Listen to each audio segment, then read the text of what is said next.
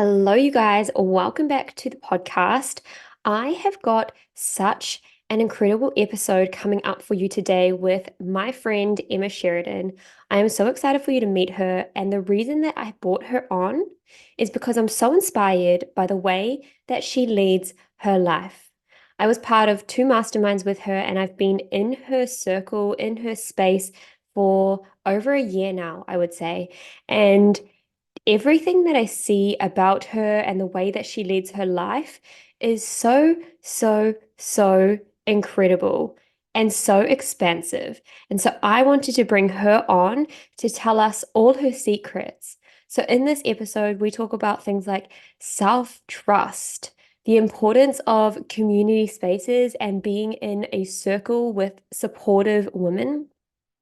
We talk about how to frame your personal development questions in a way that is going to be productive, which led us into, responding versus reacting. Which one's better?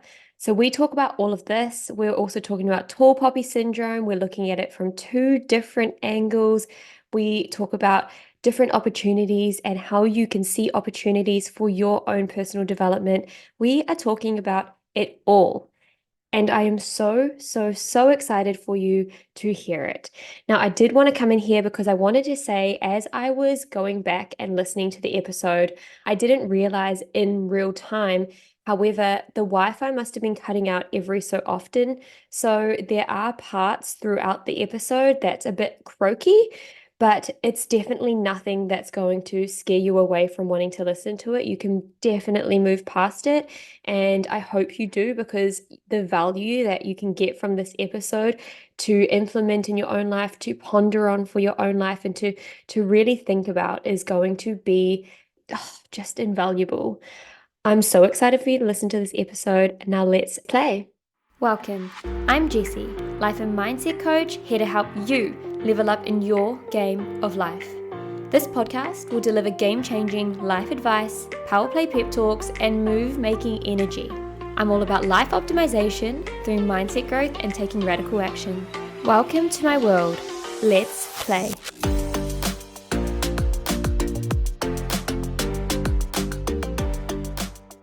Welcome back to the Master Your Mindset podcast. As we all know, we are in a brand new season. We're in season 3, and today is extra special because I'm having my first guest speaker on for this season. So today we have Emma. Emma is a copywriter and marketer for entrepreneurs, but Emma is so much more. And one of the things that Emma is one of my friends, like a really close friend who we got to really get to know each other in the two masterminds that we were in. Hello, Emma.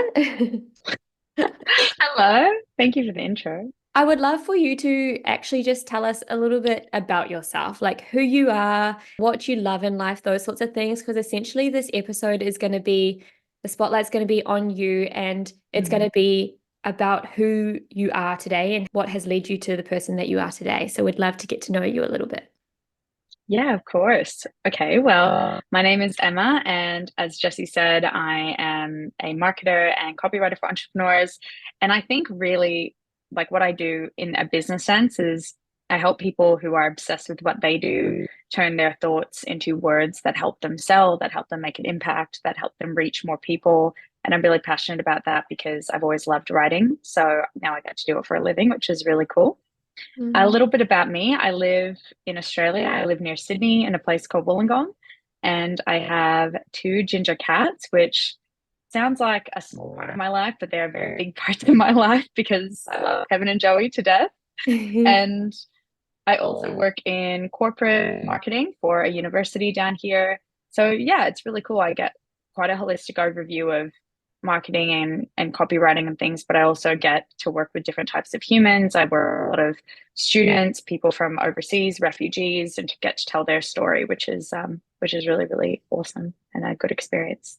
Oh, that's so incredible. I love that. And I honestly love how passionate you are about bringing other people's passions to life in words and through Mm. stories and everything. And so the masterminds that we were both part of, two of them actually from the same coach, Yeah. and they were business masterminds, but something that I noticed within myself with these masterminds is that not only did I grow within my business, but I grew within myself. And something that I always look for, and one of the reasons that I was part of these masterminds as well, is the community aspect of it. So Mm. I feel like the answers to this is going to really benefit the audience because just understanding like the importance of community and having that support in your circle, in your life. I would love to know, and you may have been part of, other masterminds, other community spaces. I'd love to know why you get yourself into community spaces and how that helps you to grow not only within your business, but also Mm. within the human that you are. I love that question. I think community is it's a hot topic in business all the time, right? Like talking about building communities, nurturing communities. But I think we don't often talk about being in communities. We talk about building them and wanting other people to be in ours. I think for me, as you said, we met in a mastermind. We were in two back-to-back masterminds together, business ones. For me, being in spaces, whether it's a mastermind or a group program, a membership, whatever it might be, I really like feeling like I'm not the big fish in the room. And I really like knowing that I'm not the smartest person in the room, whatever it might be. And I think that is a sentiment I've carried with me through university, through high school. Everything is I never want to be the person in the room where I think I know the most and I am um, the most capable. I always want to be around people where I'm getting expanded by them. And to me, community is it's an opportunity to see blind spots. I think masterminds are such a big opportunity to be able to use community in a way where you grow a lot. Um, and you have things pointed out to you and you have things shown to you, whether consciously or subconsciously.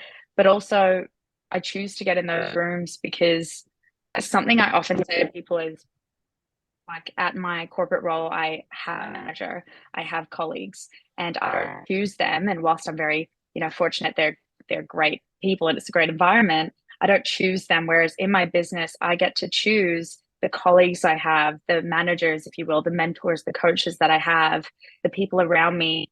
And to me, that is invaluable. Like to be able to choose that kind of environment is invaluable. No, I totally agree. I totally agree. And I feel like the support that comes from it, because these spaces are spaces where you might share things that are more vulnerable. You might share, the blind spots that you bring up, the breakthroughs that you are having. It's things that are close to your heart and things that want to help you grow. Like you're in these spaces because you know that you're going to grow with these people and you're going to grow in these spaces. And it's always good to I find that, other people have ideas, the knowledge, they have their own experiences, and to just bring a community and be part of that Mm, is always going to help someone expand because it's going to bring different ideas in, different and it could help you within your life and your business. And so I know exactly what you mean when you wanting to be the little fish inside the big pond. You don't necessarily mm, want to be the big fish that knows everything, that you want to continue learning. And I definitely was in a space where I really was a little fish. I was a little fish. I was surrounded by all of these entrepreneurs, business owners that were making, close to the $1 million like a year at a time. And I was starting out in business and things. And so I was very intimidated, but also loved, loved, loved that I was part of that space because mm, it truly helped me to expand so quickly and so much. And when you're surrounded by so many people that have all of these different ideas and experiences, like we've talked about, you can just flourish and thrive. And if that when they're willing to help and support you and answer your mm, questions and all of that, it's super important and you can grow so quickly. And so similar to you, I really love being in community spaces. I love, having that support from everyone. I love being a support member. I love sharing wins. I love mm. hearing wins. I think it's super important. And when it comes to community spaces and specifically the masterminds that we were in with Sarah, we didn't mention that, but Sarah Ruby, Sarah Ruby left me. Shout out, But Coach Lovely. Coach left me. We were in the back to back masterminds with her, and the way that Sarah structured these masterminds was so incredible in a way of everything was going to be for expansion. So we could be Mm, going, we could be celebrating, we could be bringing in our wins, we could be bringing in the things that we want to work on. We could also be going through some hard, tough moments. But the way in which she structured that space was you can always ask your questions and share, but make sure that it's not in a way that it is emotional dumping. And I found that super valuable because it gave us all an opportunity to restructure the way that we're going to ask questions. And I think questions are so important. So, something that I remember so much is the way in which you structured your questions. And being the nature of, what you do, being able to share and articulate yourself in a really great way and, helping others do that. I'd love to know, how do you go about asking questions, in any sort of groups and spaces in a way that's going to be expansive for yourself and for others, and with the intention of it not being lower vibe where we start to bond over our own experiences like that? Do you have yeah. secrets? Do I have secrets? Okay. Well, first of all, everything you said about, community and expansion, I fully agree with, because as you were talking, something that came to mind was the way that we all utilize the mastermind, and that was why it was so, invaluable for us and expansive. So yes, I do kind of have secrets to how I would structure answers in a mastermind, but I think also it's important to say, off the back of what you did, witnessing other people answering questions and the way that they utilize masterminds expands the way you answer questions, expands the way you use the space. And it doesn't even have to be a mastermind. Like if you're listening to this and you don't even know what a mastermind is, or you've never been in one, and you go to networking events or forums, or, your business meetings with people or whatever it might be, I think being able to get curious and really witness and watch how other people use a space is like very, very invaluable. For me, with questions, I think it's two things. Really early on in business, I learned when I started off as a virtual assistant, I was working with people for everything in their business. It was kind of before a time where online business managers even took off as a thing. So I was really doing a lot of admin, everything. And I remember when I would ask questions to my clients, I found the best way to think of it was, what is the objective of what I'm asking? What is the deepest objective? And I took that approach with me into masterminds or group spaces as well. So before asking a question, I would say to myself, well, what is the objective of what I'm trying to get out of this? Because at the end of the day, yeah, it's a question that I am asking, but someone is receiving it and they're in a position of having to answer it. So what is the objective I'm trying to get from that person? Um, and then the second part of it, I think, is in terms, especially with like emotional dumping or not wanting to bond over things that are necessarily maybe unproductive or unhealthy. I do this a lot with copywriting, because often when, people are sharing stories of how they got to a place, there's big moments or traumas or, heavy things to talk about. And you're often asking yourself, how do I take this thing and how do I turn it into something productive while still keeping, the emotions behind it? So in masterminds, when I would ask a question, if it was about something I was going through in life that was really hard, or feeling down about business, I would look at the situation that I was feeling emotional about, and then I would say to myself, okay, underneath it all, what is what is the what is at the base of that? Like, what am I actually trying to get out of this? And so, for example, when I was going through a really tough time personally, and I wanted to ask a question about, my business, and let's say saying I didn't have enough time to do something, rather than thinking of all the context as to why, I would say, well, deep down, like, what is actually at the root of what I'm trying to ask here? And Mm. normally, if I did that and then tuned into what the objective was, I could come up with a question that allowed the coach or the person who was in it to not get so bogged down in my context that they couldn't actually answer the question. I really love that. And something that came from that is The part before you actually ask the question is that you Mm. need to be in the space of, you need to zoom out and just take a deep breath for a second instead Yeah. of the thing happening and then going straight in and asking the question or sharing with Yeah. your friend or wherever it might be, whoever it might be, is actually just taking a breath and and having that time and space to think about the objective that you speak about because a lot of times we're so caught up in this monkey mind and the go, go, Mm. go, the fast, fast, fast, everything's happening. So, like, let's just keep it all moving. The momentum is there, but in a very unproductive way. So, if we actually just zoom out, just give ourselves 1 second or two, a few seconds Yeah. to breathe and think about the objective, then we can the question is probably going to come out a bit differently, in a way Yeah. that is going to be a lot more productive for someone. I think that's super important as well, just that like the giving yourself that time and space instead of and a way that I always teach my clients with this is it's like responding versus reacting. Yeah. And 100%. I think this is a very, very important thing is like, yeah, we always want to aim to respond rather than react to whatever is going on. I think that's going to be the most Yeah. productive thing. I really want to speak a little bit here about tall poppy syndrome. So Mm. it's actually a conversation I was having unexpectedly with Nate, my partner, yesterday morning. I can't even remember why, but it made me think really deeply about tall poppy syndrome. And I know that is like apparent a lot in New Zealand and Australia. And I've Yeah. just been out for quite a while, and the places and the spaces that I surround myself in, as we've talked about, are people that are going to support, that community, and expand and help and share Mm. and be vulnerable. Yeah. So I don't think I necessarily put myself in spaces where I'm not going to not help other people expand, and therefore they're not going to want to not help me expand. So Mm. when it comes to tall poppy syndrome, I'd love to look at this and have your advice and opinions on both angles, just to help people because it kind of comes into comparison, right?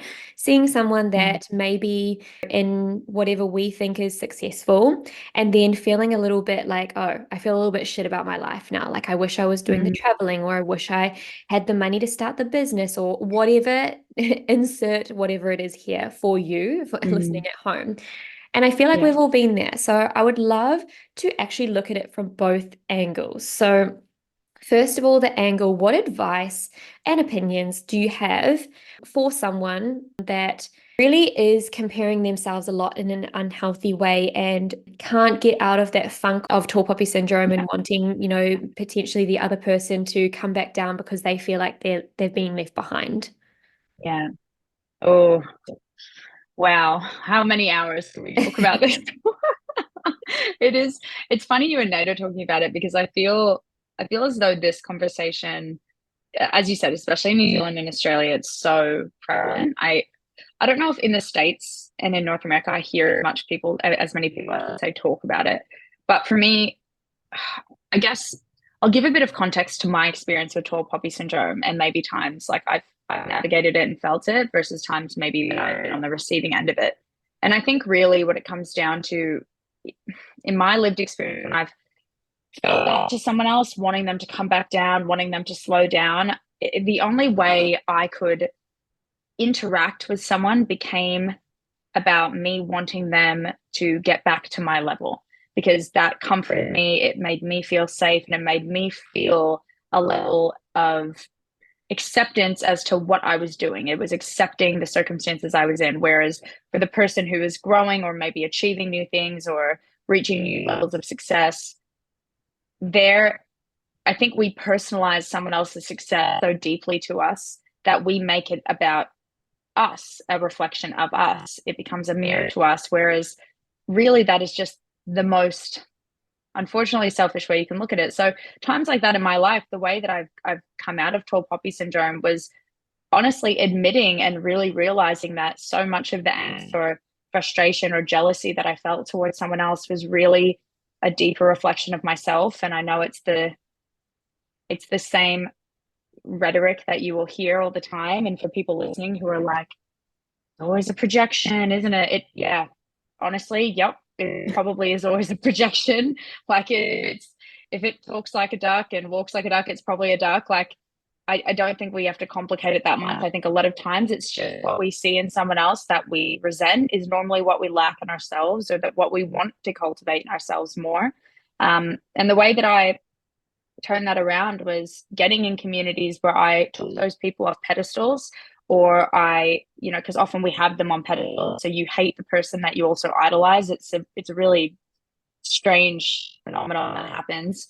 And I humanize them. And then at the same time, I realized that their existence wasn't to be a reflection of my inadequacies. It was just for them to exist. It wasn't trying to make a statement about me. And I realizing that I was not the center of everyone's universe could let go of the resentment and just focus on my own path and success I wanted to achieve.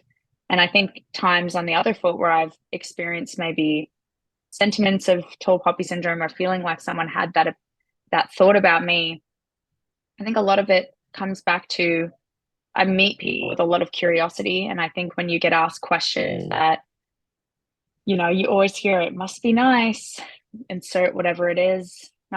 Your life must be good because of insert whatever it is. And truthfully, I don't take that kind of thing too seriously now, because having been on the receiving end, I know the kind of place you have to be in to say that sort of thing to someone.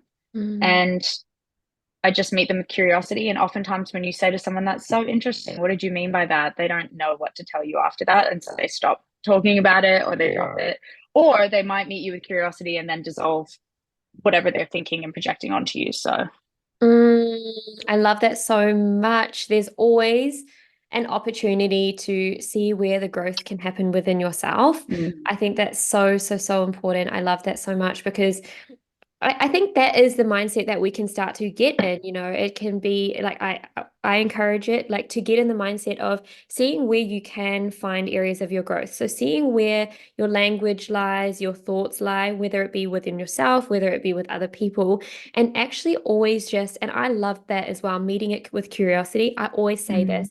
And I like to use it in a playful way. Get interested about it. It's like, okay, yeah, that's interesting.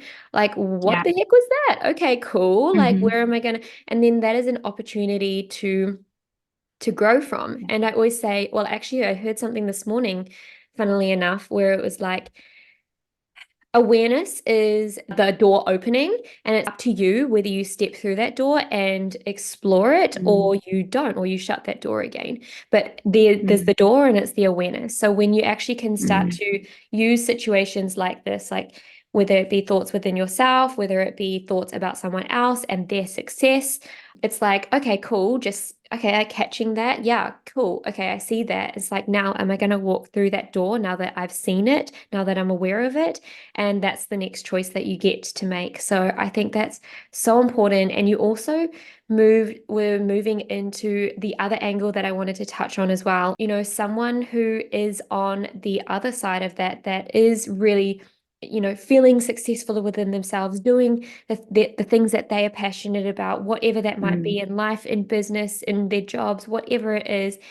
Because honestly, sometimes, and this could be a perspective and something to think about for the two levels, it can be lonely sometimes, because if everyone is always saying like, oh, it must be nice for you, it must be, and they're thinking, well, I've worked so hard and this and this and this. What sort of advice do you have for someone who is on the other side, the side where they're feeling like they are really successful, and they're starting to notice that people are, perhaps bringing some projections onto them? mm.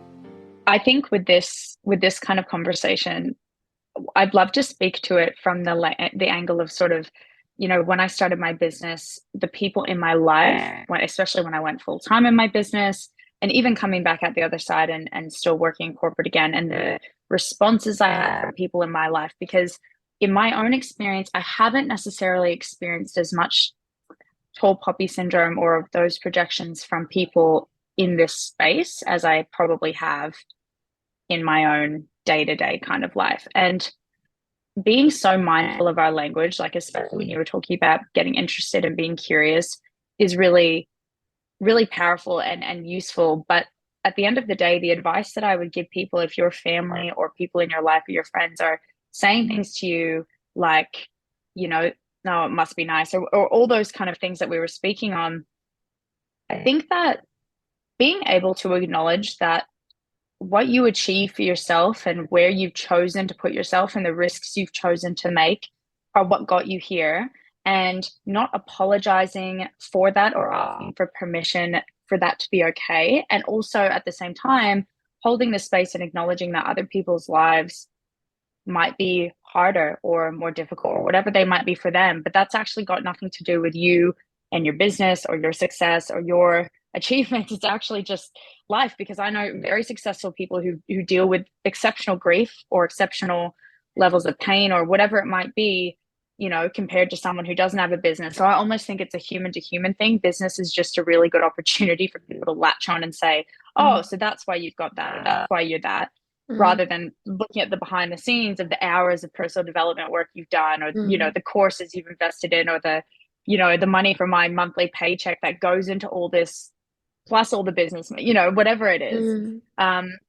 and I think, yeah, the biggest piece of advice I would say is don't approach conversations from a place of seeking permission, and this is something I still have to remind myself of, and I still have to practice. When you enter conversations with people around you that you suspect feel this way about you or hold these projections to you, it doesn't do you or them a favor, in my opinion, to mm, approach things as with a question mark at the end, like, oh, do you think this is okay? Or how do you feel about this? Or insert whatever it is here.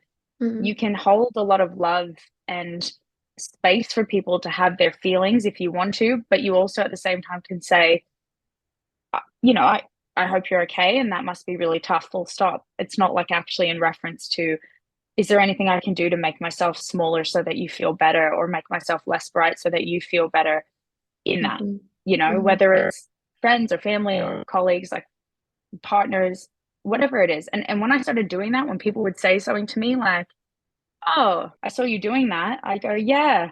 And then they would, if they said something that might have been a projection, I would say, honestly, like, that must be really hard, or I understand where you're coming from, but I stopped seeking permission for my part in it to be okay. mm. That, yeah, that's what I would kind of say to that.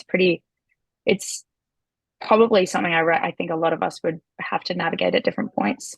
Yeah, absolutely. And as you're speaking, I was just thinking about the different times where I actually have made myself smaller, and I realized Mm. only after, and that was the opportunity for me to walk through that door and practice and continue after. I've actually had my own iterations of this as well.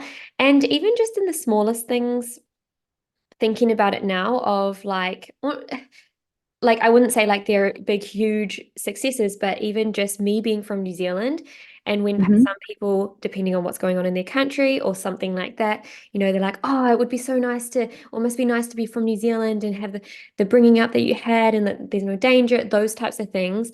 And I don't know, there's been times where I all of a sudden was like, okay, I shouldn't talk about this anymore. I shouldn't talk about where I'm from, or who I am, or that sort of thing, Wow. because yeah. So just like even the smallest things of like where I'm from, or it doesn't have to be like Mm. huge successes in life. And I'm only just realizing this now as you're speaking, actually. But in those moments, I realized okay, I felt like I shouldn't be talking about that. I felt like I should make myself smaller for that. So it's really, really interesting. I do think that, most of us have gone through their own iterations of this, their own experiences of this. And I think Yeah. it's a cool conversation to just speak on, because then people know that they're not alone, whichever side they have been on, are on currently. Mm. And that, yeah, there's like solutions, and there's other perspectives and outlooks on it as well. So I think that's really, really cool. Thank you so much for that. I also really want to speak about self-trust. Self-trust is Mm. something that I've been expanding within myself for a few years now. And I've had my own experiences where my self-trust went so far down. Mm. It was time for myself to build back up and up and up. And I feel like this Mm. year, a big word and power word for me is all around this idea of self-trust and trust within myself. And so even just coming back to the mastermind and observing, you and the human that you were and the way that you asked questions and celebrated others. But also, you know, we all go through challenging times and situations within our life. I just wonder, like, the outlooks that you had on challenging situations, whether it be advice for others in the mastermind or whether it be for Mm. yourself, was super inspirational to me.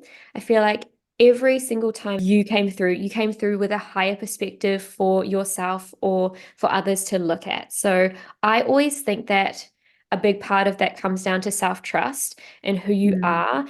And also what we speak about is like knowing who you are and being true to who you are rather than needing to have that permission slip from other people that it's okay. Like to your core that Yeah. it's who you are and what you need for yourself. I would love to know just what do you think has contributed to the level of self-trust that you do have today? Because personally, I know self-trust is a journey. Mm. You couldn't be more right about that. But yeah, it is a huge journey. And I think it's a ever-going journey. But firstly, thank you also for the comments about the mastermind and how you viewed me, because that is a testament, I think, to the work I have done on self-trust. And it's special because even if you see it in yourself or you know that it's there, I think having someone that you trust obviously reflect it to you is special. So with that, what has contributed to my self-trust growing? I mean, I would say that like from a really young age, I think self-trust was the biggest battle that I faced. I was, an extremely anxious child, and I think inherently in anxiety is a lack of trust in yourself and your environment and your ability to cope with things. Mm, And as we do when we're kids, we label ourselves. So I always labeled myself as someone who needed a lot of external guidance, who needed a lot of people to help me and tell me what to do, who I always had a big vision, but I felt it needed to be validated a couple times in order for it to be allowed. And self trust was just something that I felt some people were born with and others weren't. And I just didn't think I was born with it, to be honest. And I knew that you could cultivate it, but it seemed like a massive mountain that I just wasn't ready to climb. So for me, the journey really probably started in my early 20s, and it started off the back of, going through a time of my life where I had a lot of people question and doubt decisions that I was making. And I had an opportunity in that moment to do what I'd always done, which was to listen to them and to ask for permission and to go back on my own trust in myself, or to double down and actually say, not even just say, to get comfortable with what the concept of failing and getting back up would look like. Because I think at the core, like a lack of self trust is you don't trust yourself enough to be able to fall down and get back up. So you mm, just prevent the falling all the time mm, because you don't trust that you can get up again. And so I I just started falling and I started allowing myself to mess up and make mistakes and not be a perfectionist and do all these things, whether it was in relationships. And I made tons of mistakes. I actually, I made errors that I wouldn't have made if I was a bit more, hyper vigilant. But in doing that, I learned a lot and I was able to strengthen the self trust through that. So I had to make a lot of mistakes. I had to make mistakes with every area of my life, because then after I finally had a point of reference for myself, I finally had a point of reference for, okay, I know I don't want to be here. And then this is where I can grow from. mm, Whereas before, my point of reference was just what everyone else thought it was. Like I was like, well, I don't know if I can do that because I've never tried, but you don't think I can. So my point of reference is now your opinion. And yeah. it just doesn't, it's not sustainable. So, as I entered my mid and early 20s, late 20s, I think business really helped with self trust because your clients trust you. And if you don't trust yourself, it's just so obvious and it's out of integrity, honestly, to just be taking money and you don't even trust that you can do the job, let alone wondering why they trust you to do the job. So that helped. And just consistent work at it and being in environments where I had opportunities to express trust, being in environments where I had opportunities to do that. And the beauty, I think, of allowing yourself to be a bit messy or trial and error these life situations is that one day when something happens, like for example, when we were in the mastermind and I had a very big life change happened, I got to really see, oh, this is the product of all the work that I've done on my self trust. I do trust myself. There is Mm. like a tangible outcome to all of that work that you can't see that until you're in the moment where you're being faced with that. So yeah, I would say that stopped being a perfectionist and stopped identifying as someone who was highly anxious were the two biggest things by far. Mm. Oh, I love them so much. And from that, I think we can definitely take that permission slip that you gave to, really just decide that it's okay to fall and just keep falling, but Yeah. like not in terms of failing, like fall and see what happens. Do it and see what Mm, happens. And you don't, and you can make calculated risks, but like you yeah. don't have to go do silly things just to fail to prove to Yeah. yourself. But you can definitely build that trust by doing it, seeing what happens. It goes great, incredible. It doesn't, and you look at it from a different perspective. You take it from a different angle. You try again, you do something else. And I feel like that absolutely is such great advice for others through your story. So thank you so much for sharing that permission slip for others. I also agree, and I feel like a lot of times we search for external validation from others. So we'll go and tell people this is what we did, this is what we've done, like Hmm. the celebration, which is there's absolutely nothing wrong with that. I think it's important to share and celebrate and get the gratification from them externally. But I also think it's extremely important to just like everything, start from the inside out and find that gratification or that internal validation and just start to see the evidence and the build up of things that are happening and it's based off the work that you were doing and just start to notice that I'm doing this for me and it's paying off.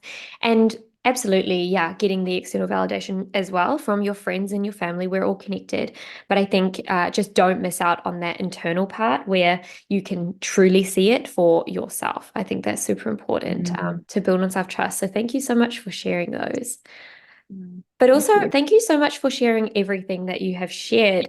I think to wrap it up here, it's been seriously super valuable, I think. And through your stories, it's going to be extremely beneficial and giving out a lot of permission slips for others to go and do things and see things from different angles and just lead their life in a way that might serve them a little bit better. So I really, Mm. really appreciate that for myself and for the audience as well. And I appreciate you having you on here as well. Thank you so much. Please, can you tell us where we can all find you and get into your energy and spaces? Of course. No, thank you for having me. I've loved this conversation. I think it's so valuable and it's something you can listen to this now or in 10 years and I think it will resonate true in the same way and still Mhm. be relatable. But the best way to find me would be Instagram. Definitely. I have my website under construction, so that is a place to go. At This is Emma Jane, and I send out emails, I post content, I'm on my stories, and I always welcome a DM. So if you do follow me, you're welcome to DM me and let me know what you liked about our episode and tell me about you. Incredible. Thank you so much. We're all going to head over there right now. Thank you so much for listening. If you enjoyed this episode, please leave me a 5-star rate and review because this helps this podcast get up in the algorithm so we can share the messages far and wide. I really appreciate it, and I will see you all next week.